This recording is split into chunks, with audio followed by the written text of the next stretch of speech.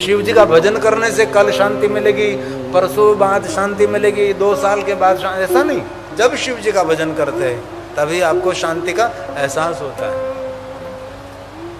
शिव एक ऐसा देवता है जो शांति देने वाला है।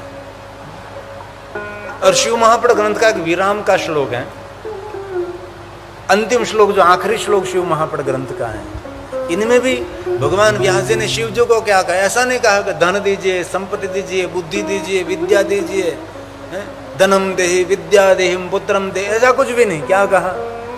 शिव आप अंबा के साथ सगण ससुत संब सदाशिव, आप सभी पूरा परिवार हमारे सबको शांति दीजिए, शांति चाहिए। और दूसरी बात, हमारा कोई भी मंत्र पूर्ण हो रहा, प्रार्थना पूर्ण हो रही, तो हम अंतिम क्या बोलते हैं? ओम शांति शांति शांति। इसलिए हम सभी शांति की खोज में है ना। तो शांति कौन देता है? स्वयं शिव तो देने वाला है। शांताकारं शिखर शयनम, शिखर पर शयन कर। शिखर लगा पहाड़ का शिखर नहीं, विद्या का शिखर, ज्ञान का शिखर, तप का शिखर, योग का शिखर, ये शिखर। शिखर मतलब हमने समझ लिया कोई पहाड़ों पर शंकर जी सोए हैं, ऐसा नहीं। शिखर का अर्थ है विचारों की ऊंचाई, ज्ञान की सर्वश्रेष्ठता, इस शिखर की बात की है। लेकिन ज्यादातर लोगों ने ऐसा मान लिया कि शिखर मतलब कोई पहाड़ पर शंकर जी सोए हो गए बिस्तर लगाकर, और कहीं वर्णन नहीं शंकर जी सोए हैं। विष्णु भगवान जरूर शांताकारम भुजगशयनम, है ना, ये सर्प के शया करके सोते रहते हैं, और लक्ष्मी जी उसके चरण दबाते। लेकिन शंकर जी का कहीं वर्णन नहीं कि पार्वती उसके चरण दबा रहे हैं। शिव जी की विशेषता है, विष्णु भगवान की विशेषता, लक्ष्मी जी उसका चरण दबाते हैं। लेकिन शंकर जी की कहीं वर्णन नहीं कि पार्वती शंकर जी का चरण दबा रहे हैं।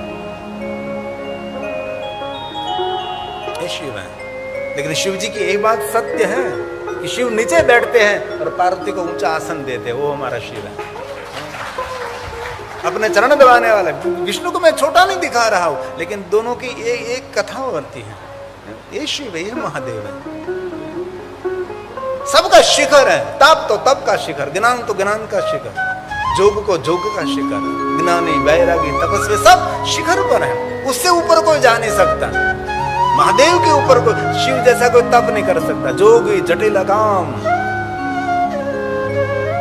उनके जैसा किसी का अमंगल वेश भी नहीं है। भूत कितने ही प्रयास करे, लेकिन शिव जैसे अमंगल नहीं बन सकते, और शिव जैसा कोई मंगल भी नहीं बन सकता। वो शिव है जो पराकाष्ठा है, जो पूर्णता है, उससे ऊपर कुछ भी नहीं। वो शिव है। इसलिए कहा शांताकारम, शांताकारं शिखर शयनम नीलकंठम सुरेशम। मेरे पास 33 गुण देवता है। एक देवता तो मुझे दिखाओ कि किसी ने विषपान किया हो, कोई देवता तो मुझे दिखाओ कि जिन्हें जहर पिया हो। कोई देवता दुनिया में नहीं है जिन्होंने विषपान किया हो। जहर पीने में शिखर पर, उनके जैसा कोई जहर नहीं पी सकता, उनके जैसा कोई विषपान नहीं। कोई भी बात पकड़ो, और कथा कहने में भी कथाकारों में शिखर। शिव जी से सुंदर कथा दुनिया में कोई नहीं कह सकता।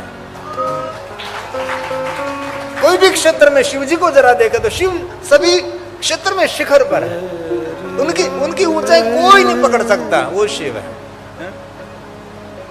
अरे बराबरी नहीं कर सकता, उसके तो ऊपर जाने की बात तो छोड़ो, शिव की बराबरी, उसके समानता भी नहीं कोई कर सकते। वो शिव है, वो महादेव है। जब शंकर भगवान ने विष्णु को समानता दी, जब भगवान अग्निस्तंभ के रूप में प्रकट हुए थे, तब ब्रह्मा जी ने झूठ व्यवहार किया, केतकी पुष्प ने गलत गवाही दी, तब विष्णु भगवान ने सत्य का आचरण किया। ब्रह्मा जी ने विष्णु भगवान के साथ कपट किया था, तो भी विष्णु जी ने ब्रह्मा जी के हित के लिए प्रार्थना की। तब विष्णु भगवान के श्रेष्ठता और समझ और सत्यता देखकर धर्म न दूसरा सत्य समाना। लेकिन शिव जी ने कहा कि आप मेरे समान रहोगे, लेकिन विष्णु ने स्वीकारा नहीं। विष्णु भगवान ने कहा कि नहीं महादेव, ये तो आपकी श्रेष्ठता है, आप मुझे समान दे रहे हैं। एक बात याद रखना, आपको कोई भी महापुरुष, कोई भी साधु संत ज्ञानी विद्वान आपको समकक्ष सम आसन बिठावे, इसमें आपकी महानता नहीं, उनकी महानता है। ये समझ होनी चाहिए।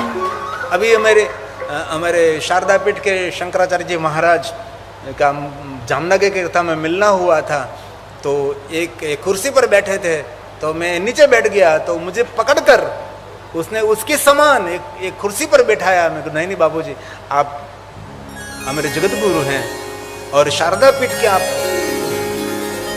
पीठाधीश्वर हैं, मैं आपके समकक्ष, मैं आप जैसी ऊंचाई पर नहीं बैठ सकता, लेकिन उसने मेरा हाथ पकड़ कर बैठाया, तो ये मेरी महानता नहीं है, उनकी महानता है।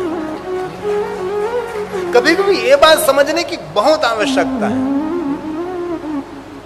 विष्णु भगवान ने महादेव को कहा था, महादेव ये मेरी श्रेष्ठता नहीं है, आपकी श्रेष्ठता है। और विष्णु भगवान ने ये भी कहा था कि महादेव जो महान है ना, वही दूसरों को महानता दे सकता है, जो स्वयं महान नहीं है वो दूसरों को महानता कैसे दे सकता है। इसलिए विष पीने में भी श्रेष्ठ है ना शिव। उनके जैसा कौन विष पान कर सकता है, उनके जैसा कौन जहर पी सकता है, कोई नहीं, दुनिया में कोई नहीं। इसलिए कहा शांताकारं शीघ्र शयनम्। भगवान शिव, भगवान शंकर तमोगुण के अधिष्ठाता है। तमोगुणी व्यक्ति कभी शांत रह सकता है?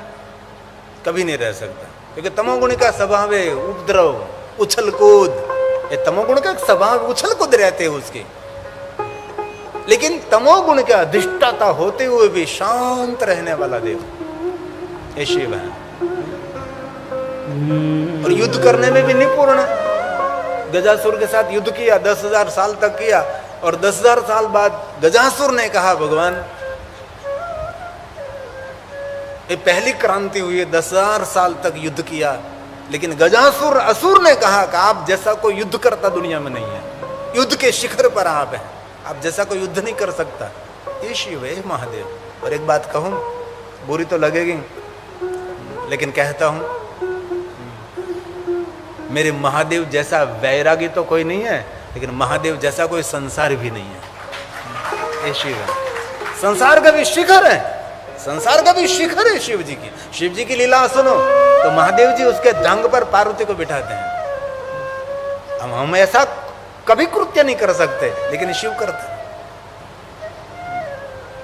एक तरफ गणेश जी को बिठाते, एक तरफ माता एक तरफ गणेश और कार्तिक को बिठाते हैं, और साथ में बहुत प्यार और दुलार के साथ जो शिव महापुराण ग्रंथ में जिनका वर्णन नहीं है, लेकिन तामिली ग्रंथ में जिनका वर्णन है, उनकी पुत्री जिनको मोखा कहते हैं। यही दुलार, पुत्र के प्रति कितना आदर, पुत्र के प्रति कितना आदर, क्या व्यवहार, क्या संसार, ये शिव है। इसलिए तामस गुण के अधिष्ठाता होते हुए भी भगवान शिव शांति के परम शिखर पर है। शांताकारं शिखर शयनं नीलकण्ठं सुरेशं विश्वाधारं स्फटिकसदृशं गौरवर्णं शुभांगं वन्दे शम्भो भवभयहरं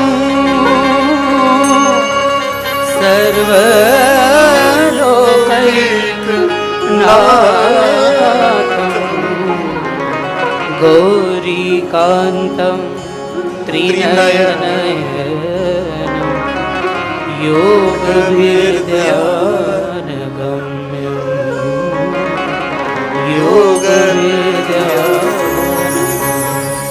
ये भगवान शिव शंकरो परमं कथा।